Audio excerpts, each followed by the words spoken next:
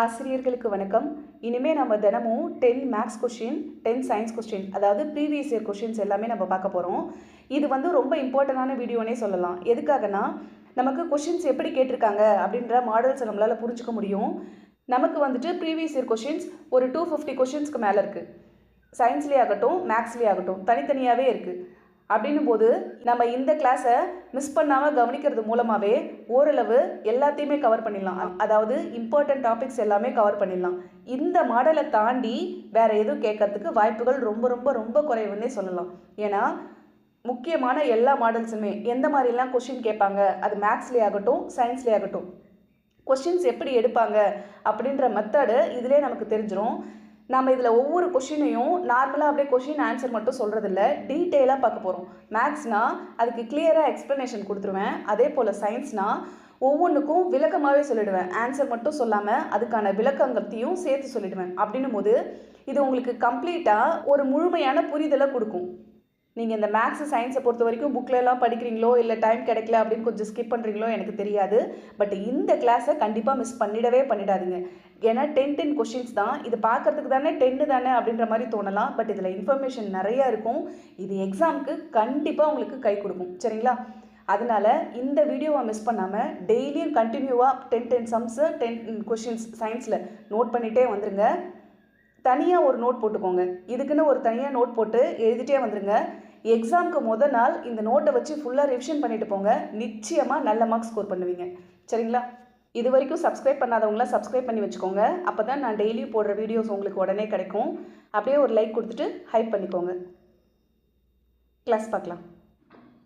ஒன்றை விட அதிகமான ஒரு இயல் எண்ணானது ஒன்று மற்றும் அதே எண்ணை மட்டுமே காரணிகளாக பெற்றிருப்பின் அது பகா எண் எனப்படும்.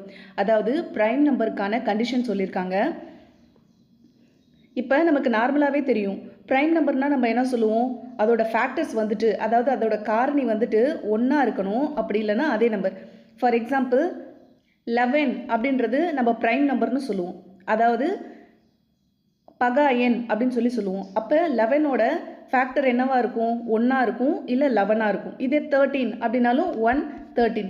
இதுக்கு மேலே இது இருக்காது. அதை தான் இங்கே கொடுத்துருக்காங்க. அதாவது ப்ரைம் நம்பர் பகா எண் அப்படின்றது 1 காரணியாக இருக்கணும். அதே மாதிரி அதே நம்பரே காரணியாக இருக்குங்க. அப்போ இந்த கூற்று சரி, இந்த ஸ்டேட்மெண்ட் கரெக்டு. நெக்ஸ்ட்டு, ஒரு இயல் எண்ணானது 2ற்கும் மேற்பட்ட காரணிகளை பெற்றிருப்பின் அந்த எண் பகு எண் எனப்படும். அதாவது இங்கே என்ன கொடுத்துருக்காங்கன்னா காம்போசிட் நம்பர் பகு எண். பகு எண்ணுன்னா அதோடது எப்படி இருக்கும் அப்படின்றது கொடுத்துருக்காங்க. இப்போ 6ஓட ஃபேக்டர்ஸ் என்ன வரும், 1 × 6 6 சொல்லுவோமா. நெக்ஸ்ட்டு 2 3s are 6 சொல்லலாமா, 3 2s are 6 சொல்லலாமா. அப்போ 1 2 3 இதெல்லாம் 6ஓட ஃபேக்டர்ஸ், அதாவது 6ஓட பகு எண் அப்படின்னு சொல்லலாமா.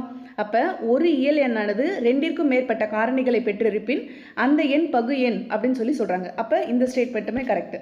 அப்போ இந்த 2 ஸ்டேட்மெண்ட்டுமே கரெக்டு. கூற்று 1 மற்றும் 2 இரண்டுமே சரி. Option C. நெக்ஸ்ட் பார்க்கலாம். 3500ஐ எக்ஸ் மற்றும் ஒய்க்கு 5:7 என்ற விகிதத்தில் பிரித்து கொடுத்தால் எக்ஸ் பெறும் பங்கு. இங்கே நமக்கு ஒரு அமௌண்ட் கொடுத்துட்டாங்க. இந்த அமௌண்ட் எக்ஸுக்கு ஒய்க்கு இந்த ரேஷியோவில் டிவைட் பண்ணி கொடுக்குறாங்களாம். அப்படி டிவைட் பண்ணி கொடுத்துட்டா எக்ஸ் எவ்வளோ அமௌண்ட் வச்சுருப்பாங்க அப்படின்னு சொல்லி கேட்குறாங்க. இப்போ நமக்கு அமௌண்ட் எவ்வளோ சொல்லியிருக்காங்க, 3600 சொல்லிட்டாங்களா. இப்போ 5:7 அந்த ரேஷியோவில் தான் பிரிக்கிறாங்க. அப்போ டோட்டலாக எத்தனை பங்காக பிரிக்கிறாங்க, 5ஐயும் 7ஐயும் ஆட் பண்ணிக்கலாமா. டோட்டல் பங்கு எவ்வளோ வருது, 5 + 7 12 வரும். சரிங்களா? 12. நமக்கு இங்கே கேட்டிருக்கிறது என்ன கேட்டிருக்காங்க, எக்ஸ் பெறும் பங்குன்னு மட்டும்தான் கொடுத்துருக்காங்க. அப்போ இந்த 5:7ல் 5ன்றது எக்ஸோட பங்கு, 7ன்றது ஒய்யோட பங்கு. அப்போ எக்ஸுன்றது எவ்வளோ வருது, 5 வருதா. அப்போ இந்த 5ஐ மேலே போட்டுக்கிறோம்.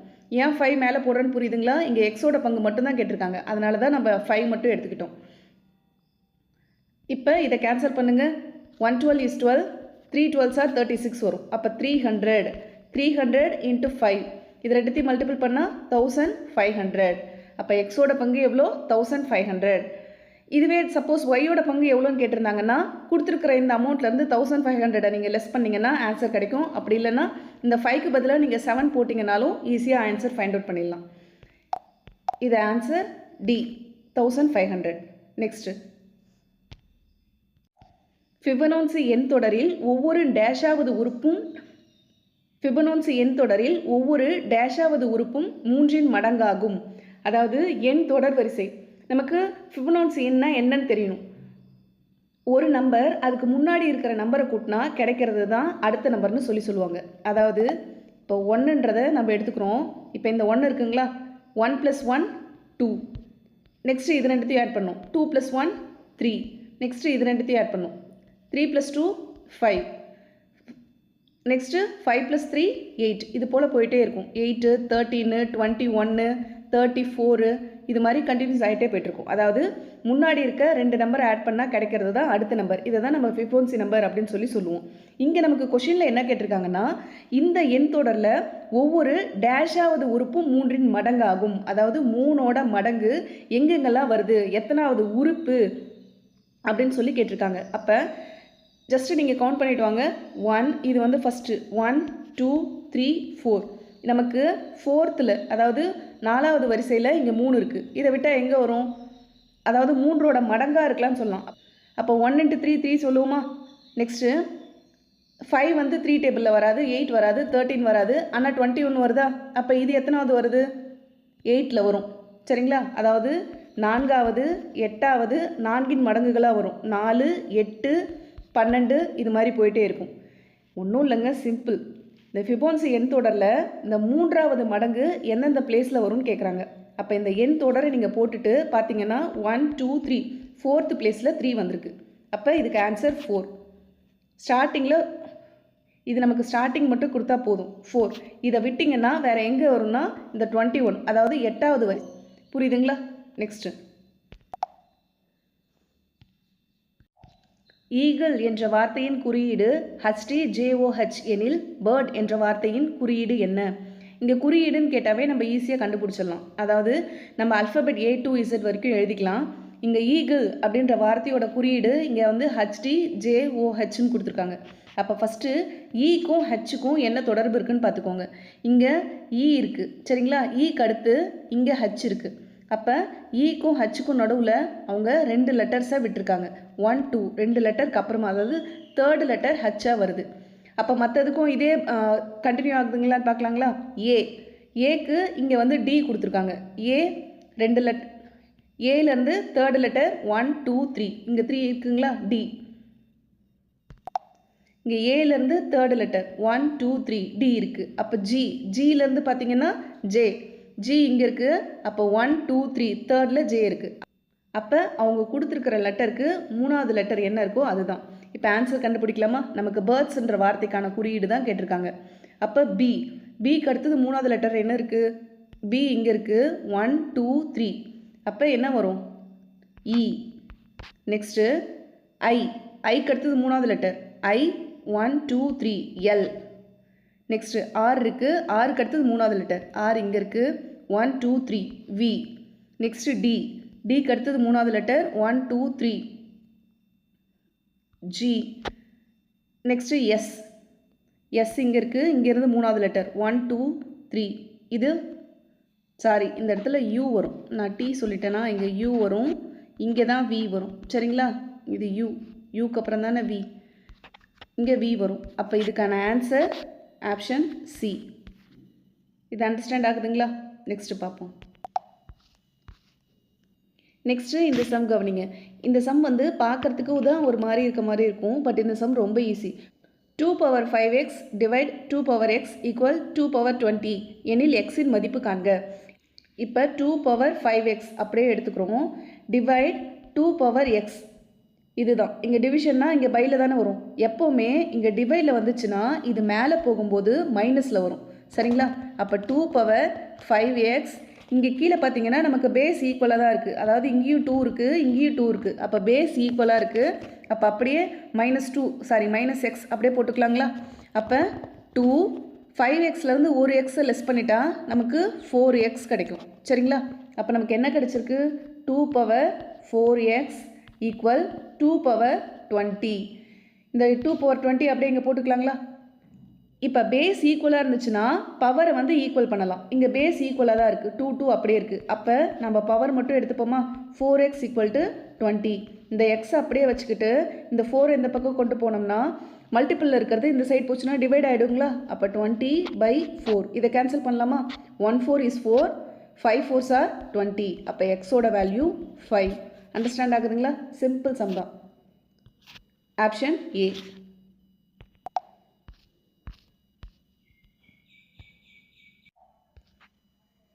நெக்ஸ்ட்டு இந்த கொஷின் இம்பார்ட்டன்னே சொல்லலாம். ஒரு பலகோணத்தின் ஒவ்வொரு உட்கோணமும் 180க்கு குறைவாக இருக்குமெனில் அப்பலகோணம் டேஷ் எனப்படும். ஆக்சுவலாக இதுக்கு நமக்கு வந்து ஆன்சரில் ஆப்ஷன் ஏ ஆப்ஷன் பி ரெண்டுமே கொடுத்துருக்காங்க. குழிவு பணக்கோணம் குவிவு பலகோணம் அப்படின்னு சொல்லிட்டு. ஏன் ரெண்டுனா இங்கே நமக்கு கான்வெக்ஸ் பாலிகான் அப்படின்னு சொல்லி கொடுத்துட்டு குழிவு பணக்கோணம் அப்படின்னு சொல்லியிருக்காங்க. இங்கே கான்கேவ் பாலிகான் கொடுத்துட்டு குவிவு பலகோணம் கொடுத்துருக்காங்க. அதாவது மாற்றி கொடுத்துட்டாங்க. எப்போவுமே ஆன்சரை செக் பண்ணிக்கோங்க. கான்வெக்ஸ் பாலிகான் அப்படின்னா குவிவு வரும். சரிங்களா? குவிவு பலகோணம். கான்கேவ் பாலிகான்னா குழிவு பலகோணம். இதெல்லாம் இருக்கட்டும்மா, இதுக்கு ஆன்சர் என்னம்மா வரும் அதை சொல்லுங்கள் அப்படின்றீங்களா? இது ரொம்ப ஈஸி தான். என்னென்னா ஃபஸ்ட்டு குவிவு பலகோணம் அதாவது கான்வெக்ஸ் பாலிகான் அப்படின்னா என்னென்னா இதோட எல்லா உட்கோணங்களும் 180 விட குறைவாக இருக்கும். 180 டிகிரி விட, அதாவது 180 டிகிரி இதை விட கம்மியாக இருந்துச்சுன்னா, ஒரு பலகோணத்தோட ஒவ்வொரு உட்கோணமும் 180 டிகிரியை விட குறைவாக இருந்துச்சுன்னா அதுக்கு பேர் என்னென்னா குவிவு பலகோணம், அதாவது கான்வெக்ஸ் பாலிகான் அப்படின்னு சொல்லலாம். இதுக்கு எக்ஸாம்பிளாக என்ன சொல்லலாம்? ட்ரையாங்கிள் சொல்லலாம், ஸ்கொயர் சொல்லலாம். இப்போ இந்த ட்ரையாங்கிள்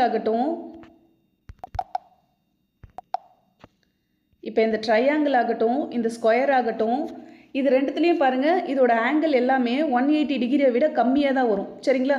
அப்போ இந்த மாதிரி இருக்கிறது எல்லாத்தையும் நம்ம என்ன சொல்லுவோம்? அதாவது ஒரு பலகோணத்தோட ஒவ்வொரு உட்கோணமும் 180 டிகிரிக்கு கம்மியாக இருந்துச்சுன்னா இதுக்கு பேர் தான் கான்வெக்ஸ் பாலிகான், குவிவு பலகோணம் அப்படின்னு சொல்லுவாங்க. அப்போ குழிவு பலகோணம் அப்படின்னா என்ன சொல்லுவாங்க? குறைஞ்சது ஒரே ஒரு ஆங்கிளாவது 180 டிகிரியை விட, அதாவது ஒரே ஒரு உட்கோணமாவது 180 டிகிரியை விட அதிகமாக இருந்துச்சுன்னா அதை குழிவு பலகோணம், அதாவது கான்கேவ் பாலிகான் அப்படின்னு சொல்லுவாங்க. இதுக்கு வந்து ஸ்டாரை வந்து எக்ஸாம்பிளாக சொல்லுவாங்க. சரிங்களா? ஸ்டார் போடுவோம் இல்லைங்களா? அந்த ஸ்டார் எல்லாமே இதுக்கு எக்ஸாம்பிள். அப்படி இல்லைன்னா இந்த டீ இந்த மாதிரி எல்லாம் போடுவாங்கல்ல, டீ இந்த மாதிரி L-T இதெல்லாம் வரைவாங்க இல்லைங்களா? அதுதான் இது எல்லாமே எக்ஸாம்பிளாக சொல்லுவாங்க. இது வந்து நமக்கு 8th புக்கில் கொடுத்துருக்காங்க. 8th புக்கில் இவ்வளோ டீட்டெயிலாக இல்லை, பட் தெரிஞ்சுக்கோங்கன்றதுக்காக தான் சொல்கிறேன். ஆனால் 8th புக்கில் இது டெஃபினிஷன் அப்படியே கிளியராக கொடுத்துருப்பாங்க. இங்கே நமக்கு ஆன்சர் கொஞ்சம் ஆப்ஷனில் தப்பாக கொடுத்துருக்கிறதுனால இது A, B ரெண்டுமே கரெக்டாக கொடுத்துட்டாங்க. ஆனால் வரப்போகிற எக்ஸாமில் கிளியராக கொடுத்துட்டாங்கன்னா நமக்கு தெரியணும்.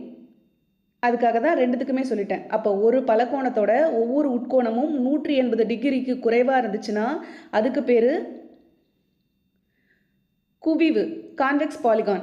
அதுவே 180 அந்த ஒரே ஒரு உட்கோணமாவது 180 விட அதிகமாக இருந்துச்சுன்னா குழிவு, கான்கேவ் பாலிகான். சரிங்களா? ரெண்டுத்துமே நோட் பண்ணிக்கோங்க. நெக்ஸ்ட் பார்ப்போம். பின்வருவனவற்றுள் தவறானது எது?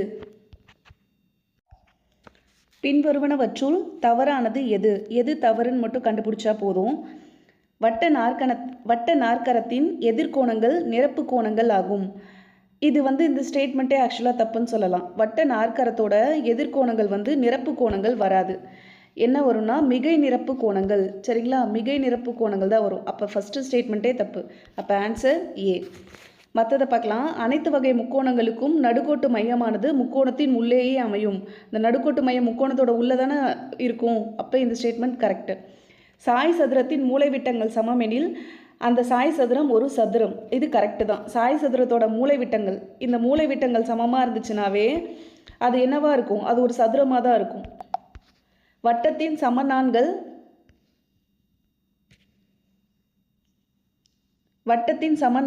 வட்ட மையத்தில் இருந்து சம தொலைவில் இருக்கும். இந்த ஸ்டேட்மெண்ட்டுமே கரெக்டு. அப்போ BCD இது மூணுமே கரெக்டு. தப்பானது ஆப்ஷன் ஏ மட்டும்தான். நோட் பண்ணிக்கோங்க. நெக்ஸ்ட்டு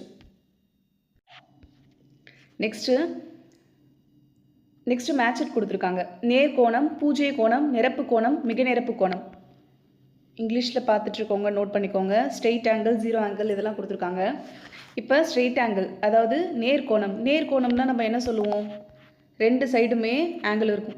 இது இந்த சைடு போகும், இது இந்த சைடு போகும். இந்த மாதிரி இருக்கிறது என்ன டிகிரியாக இருக்கும்? 180 டிகிரி இருக்கும். அப்போ நேர் கோணம்னா 180 டிகிரி. சரிங்களா, straight angle. Next zero angle. Zero ஆங்கிள்னால் பூஜ்ஜிய கோணம், ஒரு சைடு இது பண்ணுறது. அப்போ 0 டிகிரி வருமா?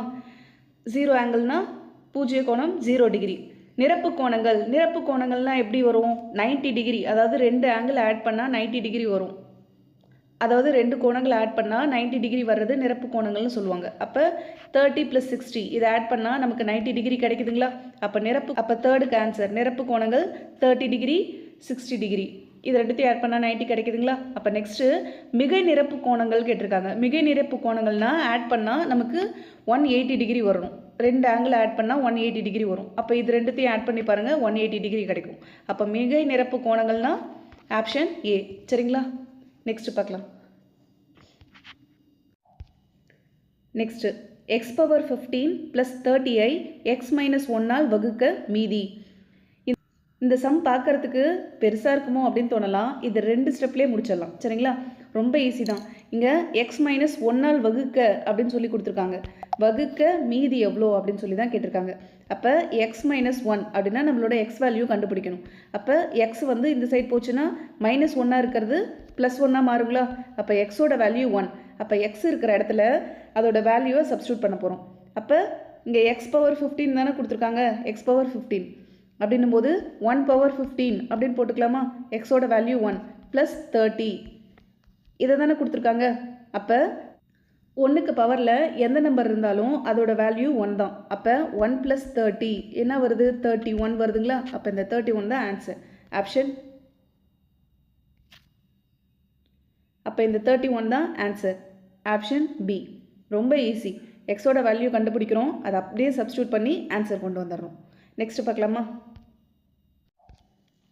ஒரு வட்ட வடிவ பூந்தோட்டத்தின் ஆரம் 14 மீட்டர். அந்த தோட்டத்தை சுற்றி 7 மீட்டர் அகலம் உள்ள வட்ட நடைபாதை உள்ளது எனில் அவ்வட்டப்பாதையின் பரப்பளவு காண்க. இதுக்கு வந்துட்டு நம்ம ஃபார்முலா யூஸ் பண்ணுற மாதிரி இருக்கும். இந்த மாதிரி இதுக்கு ஃபார்முலா நம்ம யூஸ் பண்ணுறதை நம்ம தனியாக எழுதி வச்சுக்கலாம். இப்போ நீங்கள் இதுக்கு ஒரு நோட் போட்டிருப்பீங்க இல்லைங்களா? இந்த நோட்டுக்கு பின்னாடியே வட்டப்பாதையோட பரப்பளவு 2 கொடுத்துட்டு இந்த நடைபாதை அந்த மாதிரி கேட்டாங்கன்னா இதுக்கு பரப்பளவு கண்டுபிடிக்கிறதுக்கான ஃபார்முலாவை நீங்கள் தனியாக எழுதி வச்சுக்கோங்க. ஏன்னா எக்ஸாம் நெருங்கும் போது ரிவிஷன் பண்ணுறதுக்கு ஈஸியாக இருக்கும்.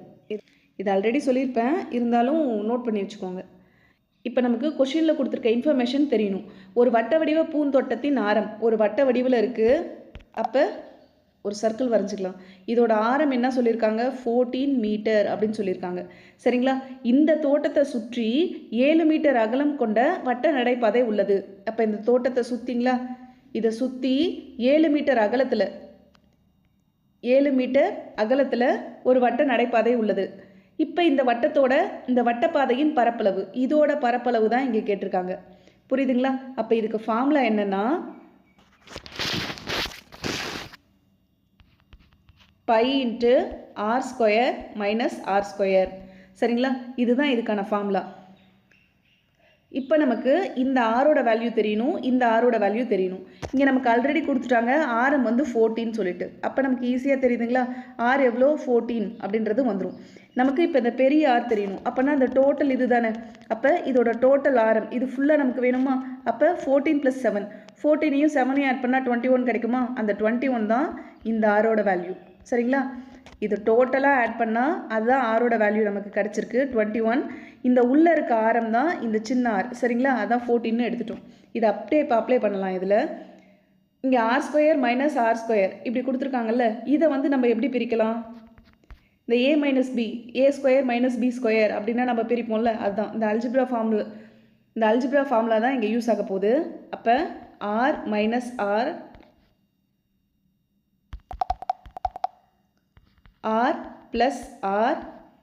நெக்ஸ்ட்டு r - r இதை அப்படியே போட்டுட்டோம். அப்போ பையோட வேல்யூ அப்படியே வச்சுக்கலாம்.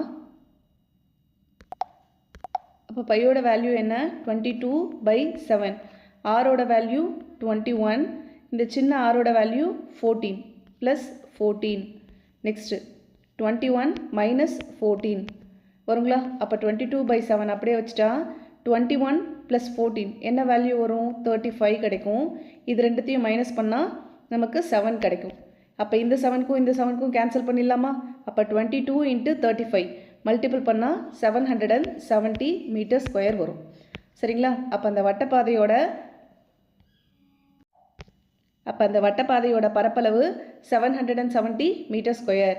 ஆப்ஷன் டி இங்கே இருக்குது பாருங்கள், இதுதான். சரிங்களா? இப்போ இன்றைக்கான 10 கொஷின் முடிஞ்சிருச்சு. இந்த 10மே ரொம்ப இம்பார்ட்டன்ட், உங்களுக்கே தெரிஞ்சிருக்கும். இதை ஒரு டைம் நீங்கள் ஒர்க் அவுட் பண்ணி பாருங்கள். நெக்ஸ்ட்டு சயின்ஸ் கொஷின் பார்க்கலாம். இப்போ நம்ம சயின்ஸ் பார்க்க போகிறோம். சயின்ஸில் ஒரு 10 கொஷின் பார்க்கலாம். சயின்ஸை பொறுத்த வரைக்கும் ஃபிசிக்ஸ்லேருந்து சில சம்ஸ் கேட்பாங்க. அந்த சம்ஸுமே இம்பார்ட்டன்ட் தான். ஏன்னா சம்ஸ் இல்லாமல் சயின்ஸ் கொஷினே இல்லைன்னு சொல்லலாம். நம்ம இந்த 10 கொஷினுமே சம்ஸ் பார்க்க போகிறதில்ல. 10 கொஷினில் 1-2 சம்ஸும் வரும், அதையும் பார்ப்போம். 90 டிகிரி என்பது எதற்கு சமம் அப்படின்னு சொல்லி கேட்டிருக்காங்க. ஆக்சுவலி இதில் நமக்கு என்ன தெரியும்னா, ஒரு முழு வட்டத்தோட கோணம் 360 டிகிரி. இது நமக்கு தெரியும்ல. ஒரு முழு வட்டத்தோட கோணம் 360 டிகிரி அப்படின்னு சொல்லுவாங்க. அப்படி இல்லைன்னா வேறு எப்படி சொல்லுவாங்க? 2/ரேடியன் அப்படின்னு சொல்லுவோமா? அப்போ முழு வட்டத்தோட கோணம் 360 டிகிரி, அப்படி இல்லைன்னா 2/ரேடியன் அப்படின்னு சொல்லலாம். அப்போ பொதுவாகவே 180 டிகிரி அப்படின்னா அது π/ரேடியன் அப்படின்னு சொல்லுவாங்க. தெரிஞ்சுக்கோங்க, 180 டிகிரி அப்படின்னா π/ரேடியன். இதை நல்லா தெரிஞ்சுக்கணும். நமக்கு இங்கே கேட்டிருக்கிறது 90 டிகிரி தான் கேட்டிருக்காங்க. அப்போ நம்ம 90 டிகிரி கண்டுபிடிச்சா போதும். அப்போ 90 × π/180. சரிங்களா? அப்போ இதை கேன்சல் பண்ணால் 1 2 கிடைக்கும். அப்போ π/2 இதுதான் ஆன்சர். இது ஒன்றுமே இல்லை. ஒரு முழு வட்டத்தை என்ன சொல்லுவாங்கன்னா 2/ரேடியன் அப்படின்னு சொல்லுவாங்க. அப்போ 360 டிகிரி தானே ஒரு முழு வட்டம், அதில் பாதி 180 டிகிரியா? அப்போ 180 டிகிரினா அது பை. அப்போ அந்த 180 டிகிரியில் பாதி என்னது? 90. அப்போ என்ன சொல்லலாம்? π/2 சொல்லலாமா? அவ்வளோதான். அப்போ அந்த π/2 தான் ஆன்சர். சிம்பிள் லாஜிக் தான். இந்த ஸ்டெப்ஸ் கூட தேவையில்லை. ஒரு முழு வட்டத்தோட கோணம் தெரிஞ்சதுனாவே இந்த சம் ஈஸியாக போட்டுடலாம். நெக்ஸ்ட்டு, பால் வெண்மை நிறமாக இருப்பதேன் அப்படின்னு கேட்டிருக்காங்க. அதாவது பால் வெள்ளை கலரில் இருக்கிறதுக்கு ரீசன் என்ன? பால் வந்துட்டு ஒரு கூழ்ம கரைசல் அப்படின்னு சொல்லலாமா? இதில் கொழுப்பு, அது மட்டும் இல்லாமல் புரத துகள்கள் அதில் நிறைய விரவி இருக்கும். அதாவது கொழுப்பு புரத துகள்கள்லாம் நிறைய இருக்கும்.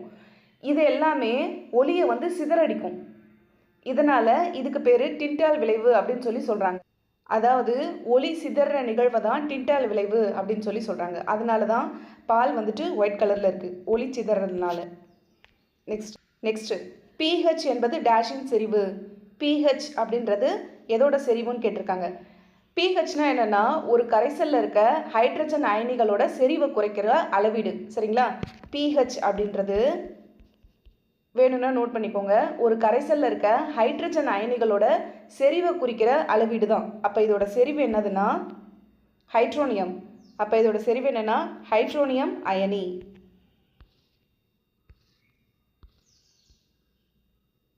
நெக்ஸ்ட், கால்வானிக் மின்கலத்தில் எலக்ட்ரான்கள் டேஷ் செல்கிறது. கால்வானிக் மின்கலத்தில் எலக்ட்ரான்கள் எப்படி போகுது அப்படின்னு கேட்டிருக்காங்க. கால்வானிக் மின்கலத்தில் ஆக்சிஜனேற்றம் நடக்கிற இடம் தான் எதிர்மின் முனை. சரிங்களா? அதாவது எதிர்மின் முனையில் தான் ஆக்சிஜனேற்றம் நடக்கும். இங்கே தான் எலக்ட்ரான்கள் உற்பத்தியாகி அந்த மின் சுற்று இருக்கு இல்லைங்களா, அது வழியாக நேர்மின் முனைக்கு பாயுது.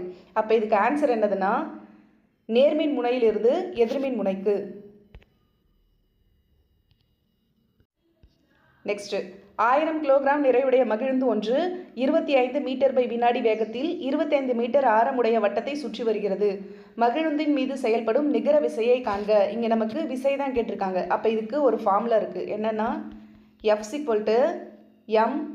mv²/r. இங்கே எம்ன்றது என்னென்னா இங்கே இருக்க நிறை 1000. இதுதான் m. நெக்ஸ்ட்டு vன்றது 25. ஆறுன்றது எத்தனை மீட்டர்? ஆரம். ஆறுன்றது ஆரம், ரேடியஸ். அப்போ 25. இப்போ இதுக்கான ஃபார்முலாவில் அப்படியே அப்ளை பண்ணிக்கலாம். 1000 இன்ட்டு இந்த இடத்துல v² கொடுத்துருக்காங்களா, இது நம்ம 25 எடுத்துருக்கோம். அப்போ 25 × 25 அப்படியே போட்டுப்போமா. நெக்ஸ்ட்டு ஆரம் எவ்வளோ? 25 அப்படின்னு கொடுத்துட்டாங்க. அப்போ இதுக்கும் கேன்சல் பண்ணிட்டா 1000 × 25 25,000. விசை தான் கேட்டிருக்காங்க. அப்போ நியூட்டன். 25,000 option C. நெக்ஸ்ட் பார்க்கலாம். காய்ச்சல் நிவாரணியாகவும் வலி நிவாரணியாகவும் செயல்படும் மருந்து எது? ஆஸ்பிரின். Option B. இது ஆல்ரெடி நிறைய பேருக்கு தெரிஞ்சது தான், ஈஸியான கொஷின். நெக்ஸ்ட்டு கார்பன் 12 மற்றும் கார்பன் 13 ஆகியவற்றின் இயற்கை பரவல்கள் முறையே 98.90% மற்றும் 1.10% எனில் கார்பனின் சராசரி அணு நிறை என்ன? கார்பனோட சராசரி அணு நிறை கேட்டிருக்காங்க. ஆக்சுவலாக கார்பன் 12க்கான வேல்யூ இங்கே கொடுத்துருக்காங்க, கார்பன் 13 அதுக்கானதும் இங்கே கொடுத்துட்டாங்க. அப்போ இதோட இந்த கார்பனோட சராசரி அணு நிறையை தான் நமக்கு கேட்டிருக்காங்க. இயற்கையில் ஒரு தனிமம் வெவ்வேறு எடையில கிடைக்கும், சரிங்களா? இயற்கையில் ஒரு தனிமம் வெவ்வேறு எடையில கிடைக்கும். இங்கே கார்பன் 12 கொடுத்துருக்காங்கல்ல, இந்த கார்பன் 12க்கான எடை எவ்வளோன்னா, கார்பன் 12 இதுக்கான எடை என்ன சொல்லியிருக்காங்க, 98.90 அப்படின்னு கொடுத்துருக்காங்க. நெக்ஸ்ட்டு கார்பன் 13 இதுக்கான எடை என்ன சொல்லியிருக்காங்கன்னா, கார்பன் 13க்கு 1.10, நான் இங்கே 90 சொல்லிட்டேன்னா 90 1.10% அப்படின்னு சொல்லி கொடுத்துருக்காங்க. அதாவது பூமியில் இது இவ்வளோ பர்சன்டேஜ் தான் இருக்குது. கார்பன் 12னா 98.90% இருக்குது, கார்பன் 13னா பூமியில் 1.10% தான் இருக்குது. அப்போ நமக்கு ஒரு கார்பன் துண்டு கிடச்சிதுன்னா இது ரெண்டும் கலந்த விகிதத்தில் தான் இருக்கும், சரிங்களா? இது ரெண்டும் கலந்த விகிதத்தில் தான் இருக்கும். இப்போ நம்ம இதுக்கான சராசரி கண்டுபிடிக்கணும். இதுக்கு சராசரி கண்டுபிடிக்கணும்னா என்ன பண்ணணும்னா, இதை அப்படியே மல்டிபிள் பண்ணணும். ஃபஸ்ட்டு என்ன கொடுத்துருக்காங்க, கார்பன் 12. அப்போ இங்கே 12 ஒரு நிமிஷம் இதை க்ளீன் பண்ணிக்கிறேன். இப்போ கார்பன் 12னா 12 × 98.90 இதை மல்டிபிள் பண்ணும். இதை மல்டிபிள் பண்ணால் இதுக்கான வேல்யூ 1186.8, அதாவது 1186.8 கிடைக்கும். நெக்ஸ்ட்டு கார்பன் 13 இதுக்கு கண்டுபிடிக்கணும்னா இங்கே 13ஆல் அப்படியே மல்டிபிள் பண்ணலாம். 13 × 1.10 இதை மல்டிபிள் பண்ணால் நமக்கு ஆன்சர் 14.3 இது கிடைக்கும், சரிங்களா? இப்போ இது ரெண்டுத்தையும் ஆட் பண்ணுங்கள். இது ரெண்டுத்தையும் ஆட் பண்ணால் நமக்கு 1201.1 கிடைக்கும். இப்போ இதை நம்ம சராசரி தானே கண்டுபிடிக்க சொல்லியிருக்காங்க. அப்போ இதை நம்ம 100ஆல் டிவைட் பண்ணணும். 100ஆல் டிவைட் பண்ணால் இங்கே 2 0 இருக்குது. அப்போ இங்கே 2 டிஜிட் தள்ளி நம்ம டாட் வைக்கலாமா, இங்கே வைக்கலாமா? அப்போ 12.011, சரிங்களா? இதுதான் ஆன்சர். இது எங்கே இருக்குது? ஆப்ஷன் சியில் இருக்குது, சரிங்களா? இது ஒன்றுமே இல்லை, ரொம்ப ஈஸி. நமக்கு இங்கே கார்பன்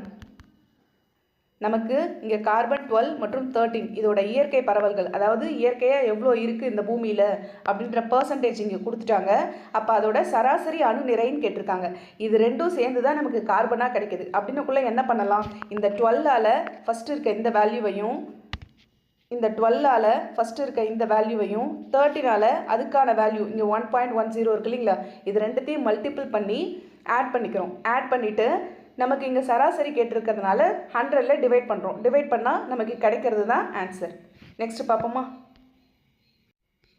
நைட்ரஜன் டை ஆக்சைடு நீருடன் வினை புரிந்து தருவது. நமக்கு என்ன கேட்டிருக்காங்க, நைட்ரஜன் டை ஆக்சைடு நீருடன் வினை புரிந்து தருவது எது அப்படின்னு சொல்லி கேட்டிருக்காங்க. நைட்ரிக் அமிலம். என்ன கிடைக்குது, நைட்ரிக் அமிலம் HNO3 கிடைக்கும். நெக்ஸ்ட்டு மனிதர்களால் அனைத்து உயிர் வேதிவினைகளும் இடையே நடைபெறும் pH. நம்ம மனிதர்களில் இந்த உயிர் வேதிவினைகள்லாம் நடைபெறுது இல்லைங்களா, இதோட pH மதிப்பு என்ன அப்படின்னு சொல்லி கேட்டிருக்காங்க. இதோட pH மதிப்பு என்னன்னா 7 to 7.8, ஆப்ஷன் சி. நெக்ஸ்ட்டு ஹைப்போகைனஸ் மலர்கள் கொண்டிருப்பது. இது இம்பார்ட்டன்ட். நான் இதை ஒன்றுக்குமே உங்களுக்கு விளக்கமாக சொல்கிறேன். ஃபஸ்ட்டு மேல்மட்ட சூர்ப்பை அப்படின்னு சொல்லி கொடுத்துருக்காங்களா. இப்போ ஹைப்போகைனஸ் மலர்கள் கொண்டிருப்பது மேல்மட்ட சூர்ப்பை. எப்படின்னா இதில் சூலகம் மற்ற உறுப்புகளுக்கும் மேலே தான் அமைஞ்சிருக்கும். எக்ஸாம்பிளாக சொல்லணுன்னா இந்த செம்பருத்தி, கத்தரி இதெல்லாம் பார்த்திங்கன்னா தெரியும். அதாவது இதில் சூலகம் மற்ற உறுப்புகளுக்கு மேலே அமைஞ்சிருக்கும்.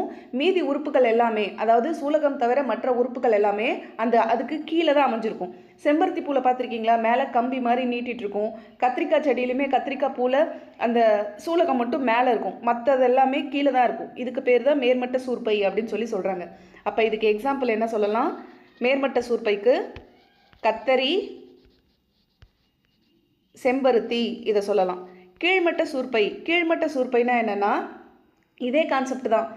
இப்போ ஹைப்போகைனஸ் அப்படின்னா மேல்மட்ட சூர்ப்பை அப்படின்னு சொல்கிறோமா, அப்போ கீழ்மட்ட சூர்ப்பை அப்படின்னா என்னது? கீழ்மட்ட சூர்ப்பைனா எபிகைனஸ் அப்படின்னு சொல்லுவாங்க. இதையும் நோட் பண்ணிக்கோங்க. எபிகைனஸ் இங்கிலீஷில்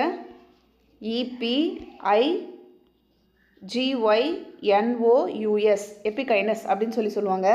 அதாவது இதில் வந்து சூலகம் மற்ற உறுப்புகளுக்கு கீழே இருக்கும், புரியுதுங்களா? அதில் வந்து சூலகம் மேலே இருந்துச்சுன்னா மேற்பட்ட சூர்ப்பை அப்படின்னு சொல்லுவாங்க. இதில் வந்து சூலகம் வந்து அதுக்கு கீழே இருக்கும், மற்ற உறுப்புகளுக்கு கீழே இருக்கும். இதுதான் கீழ்மட்ட சூர்ப்பை அப்படின்னு சொல்லுவாங்க. இதுக்கு எக்ஸாம்பிள் என்ன சொல்லலாம்னா வெள்ளரி கொய்யா. இதுக்கு எக்ஸாம்பிள் என்ன சொல்லலாம்னா வெள்ளரி கொய்யா. சரிங்களா? இது ரெண்டும் கீழ்மட்ட சூர்ப்பை, அதாவது எபிகைனஸ்க்கான எக்ஸாம்பிள். நெக்ஸ்ட்டு இதுக்கு கீழே என்ன கொடுத்துருக்காங்க? அரை கீழ்மட்ட சூர்ப்பை, அரை மேல்மட்ட சூர்ப்பை அப்படின்னு சொல்லியிருக்காங்களா? இது ரெண்டுமே ஒரு விதமான அமைப்பு தான். இது ரெண்டுமே ஒரே விதமான அமைப்புன்னு சொல்லலாம். இதுக்கு வந்துட்டு சூலகம் மற்றும் இதர உறுப்புகள் இது எல்லாமே ஒரே மட்டத்தில் கிண்ணம் போல் இருக்கும். சரிங்களா? சூலகமும் மற்ற உறுப்புகளும் ஒரே மட்டத்திலேயே ஒரு பவுல் மாதிரியே இருக்கும். இதுக்கு எக்ஸாம்பிள் என்ன சொல்கிறாங்கன்னா ரோஜா அப்படின்னு சொல்கிறாங்க. இதுக்கு பெரிகைனஸ் அப்படின்னு பேர். பெரிகைனஸ் PERIGYNOUS பெரிகைனஸ். சரிங்களா? இது அப்படியே நோட் பண்ணிக்கோங்க. இப்போ சயின்ஸில் 10 கொஷின், மேக்ஸில் 10 கொஷின்ஸ் முடிச்சிட்டோம். மீதி கொஷின்ஸை நாளைக்கு பார்க்கலாம். மறக்காமல் இந்த வீடியோவை உங்கள் ஃப்ரெண்ட்ஸ்க்கும் ஷேர் பண்ணுங்கள். நல்லதே செய்வோம், நல்லதே நடக்கும். நன்றி.